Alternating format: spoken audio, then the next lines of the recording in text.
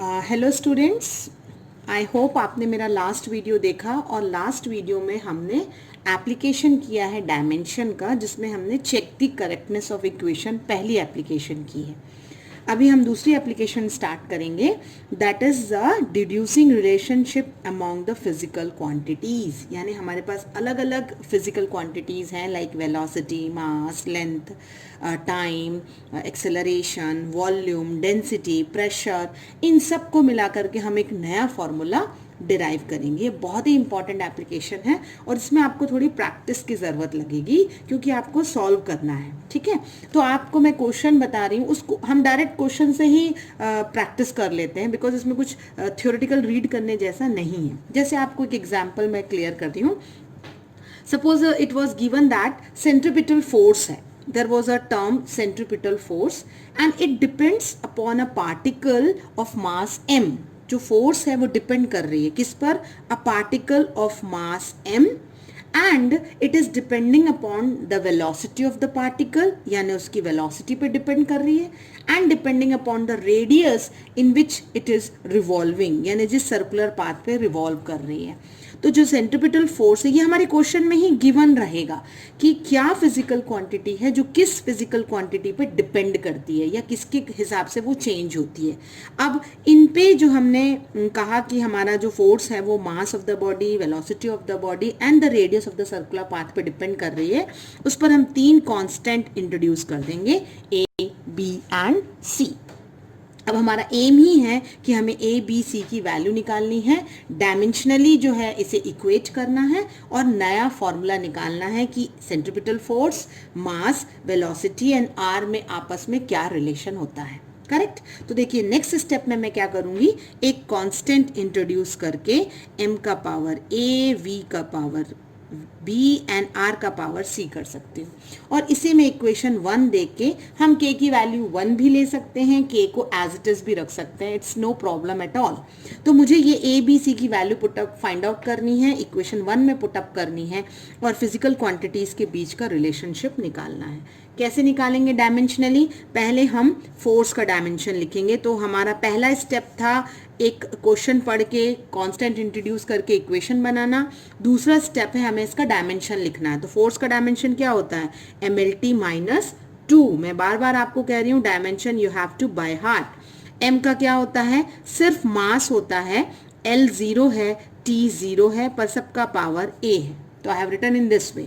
थोड़ा ध्यान से लिखेंगे आप इक्वेशन। वेलोसिटी में m नहीं होती है, LT माइनस 1 होता है, का पावर B है। और R क्या था हमारा? रेडियस था, तो उसमें मास नहीं होगा, सिर्फ लेंथ होगा, टाइम नहीं होगा, पावर C। तो first step is I have written with a constant, in the second step मुझे सबके डायमेंशन लिखना है with the power A, B and C। अब क्योंकि ये डायमेंशनली जो है हमारी इक्वेशन करेक्ट होनी चाहिए, इसलिए अगर हमें कंपेयर करना है तो power of m, power of l और पावर ऑफ t को हम कंपेयर करेंगे so that I can find the value of A B C. इसको थोड़ा सा और सॉल्व करके लिखते हैं। यहाँ मास का पावर कितना है? 1 है। l का पावर यानी लेंथ का पावर कितना है? 1 है। और t का पावर कितना है? -2 है। LHS तो हमारा बहुत क्लियर है। यहाँ हम देखेंगे तो m का पावर 1 है, 1 इंटू a क्या होता है? a होता है ना। फिर दूसरे टर्म में m का पावर 0 है, तो 0 इंटू b क्या होगा? 0 होगा। तो basis are same, power can be added क्योंकि ये टर्म मल्टीप्लाई हो रहे हैं, आप देख सकते हैं। ठीक है, और यहाँ 0 है तो +0। तो मुझे m का तो पावर बहुत क्लियरली दिखाई दे रहा है कि a इंटू 1 इज a, फिर 0, फिर 0। फिर हम L का पावर लिखेंगे तो 0 into A is 0, 1 into B is +B क्योंकि basis are same, power will be added, ये मैं बार बार आपको बोल रही हूँ। और यहाँ हो जाएगा +C क्योंकि इधर भी 1 इंटू C है। अब मैं T की बात करूँ तो यहाँ 0 इंटू A 0, इधर हो जाएगा आपका -B और यहाँ +0। देखिए प्लस माइनस का बहुत ध्यान दीजिएगा। करेक्ट? अगर आपकी ये इक्वेशन गलत हो गई है तो your answer will be wrong. अब मैं पावर कंपेयर कर सकती हूँ M, L and T with LHS। तो देखिए सबसे पहले मैं पावर ऑफ M देखूंगी। पावर ऑफ M में यहाँ कितना है मेरा? 1 है। यहाँ कितना है? A +0 +0, यानी मुझे A की वैल्यू कितनी मिल गई है? 1 मिल गई। I got the value of A is 1। मेरा एम ही था ए बी सी निकालना। अगेन एल की पावर अगर मैं कंपेयर करूं, यानी पावर ऑफ एल देखना चाहूं तो क्या होगा, एल 1 है, यहाँ 0 प्लस बी प्लस सी, तो 1 बी प्लस सी हो गया। ये मेरी इक्वेशन नंबर 2 हो सकती है, मैं मार्क कर सकती हूँ इक्वेशन, है ना। इसके बाद मेरा पावर ऑफ टी देखूं, अगर मैं पावर ऑफ टी, तो यहाँ कितना था, -2 था, और यहाँ कितना था, 0 माइनस बी प्लस 0, यानी minus B is equal to -2, minus minus cancel हो गया, यानी बी इक्वल टू 2 मिल गया। ए मिल गया है, बी मिल गया है। अगर बी को मैं यहाँ पुटअप करती हूँ तो 1 इज इक्वल टू 2 प्लस सी, यानी सी इज इक्वल टू 1 माइनस 2, यानी -1, यानी ए बी सी मुझे तीनों मिल गए हैं। करेक्ट। तो ए बी और सी मुझे कहाँ पुटअप करनी है, मुझे इक्वेशन नंबर 1 में पुटअप करनी है ना। तो देखिए मैं क्या फॉर्मूला बनाऊंगी, F इज इक्वल टू, मैंने कहा आप के लिख भी सकते हैं, 1 भी पुटअप कर सकते हैं। मास का पावर A था, A की वैल्यू हमारी 1 थी, है ना। फिर हमारे पास वेलोसिटी का पावर B था, B की वैल्यू हमारी 2 आई है, और R का पावर -1 है, क्योंकि C की वैल्यू -1 आई है। अब ये जो माइनस टर्म है इसे हम डिनोमिनेटर में ले जा सकते हैं, और ये हमारा फॉर्मूला बन गया कि F is equal to kmv² upon R. So this is how I have calculated कि centripetal force is equal to mv² upon R. I hope ये क्लियर हुआ होगा। नेक्स्ट एग्जाम्पल से आपको और क्लैरिटी आएगी। एग्जाम्पल इसी एप्लीकेशन में क्या है, देखिए क्वेश्चन अगर हमको कह रहा है कि वेलोसिटी ऑफ साउंड वेव्स, यानी साउंड वेव की वेलोसिटी है v, okay, it is depending on, किस किस पे डिपेंड कर रही है, यानी प्रोपोर्शनल का साइन लग गया मेरा। It depends upon the density of medium, यानी वेलोसिटी ऑफ साउंड वेव जो है वो डेंसिटी ऑफ मीडियम है, यानी डेंसिटी को मैं रो से डिनोट कर सकती हूँ, आप चाहे तो डेंसिटी को डी से भी डिनोट कर सकते हैं, चॉइस इज योर्स।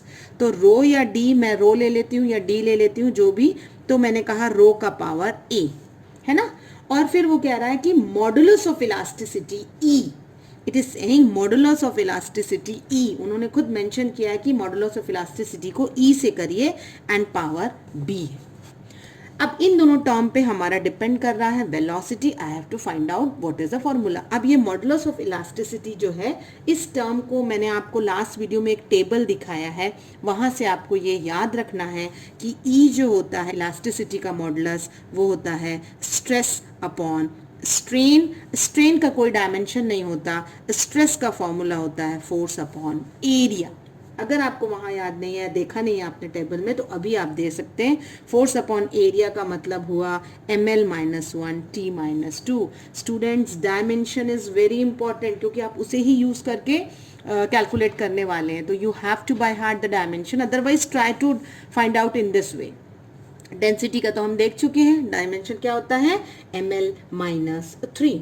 और v क्या मेंशन किया है क्वेश्चन में, वेलोसिटी। देखिए जब मैंने शुरू में क्वेश्चन कहा था तभी आप ध्यान से सुनिए, velocity of the sound wave is depending on या depends on the density and the elasticity, modulus of elasticity, deduce the formula. ठीक है, तो अब मेरा नेक्स्ट स्टेप क्या था, मुझे एक इक्वेशन फ्रेम करनी थी, velocity with constant k, rho का पावर a एंड e का power b। This is my first equation, क्योंकि मुझे अब डायमेंशनली a एंड b की वैल्यू निकालनी है।